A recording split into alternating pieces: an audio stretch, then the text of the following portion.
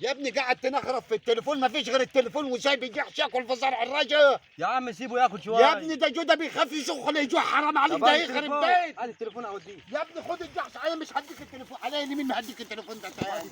اطلع بالجحش ده بره، يلا هيجي يخرب بيتنا دلوقتي. خد انت يا ابني، خد انت.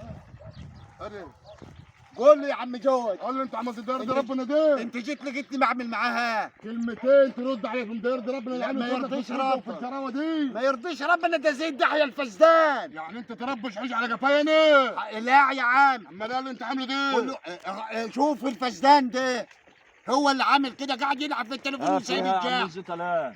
اسال يا عن عم. النبي يا ابو جاد، السلام. ده يرضي ربنا.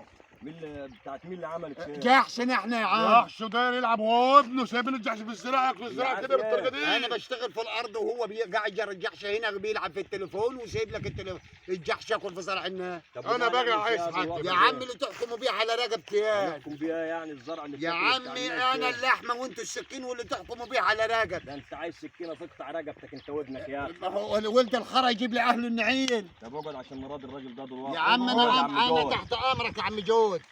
احكم يا عم ما يرضي الله ورسوله. انت عايزاش منه يا عم جود ايه؟ شوفوا الزرع المتبهدل ده، وشوفوا اللي دعكوا ده في الجراوه وفي الفول، وانا عايز حاجه. ده كان الارض كلها يا عم.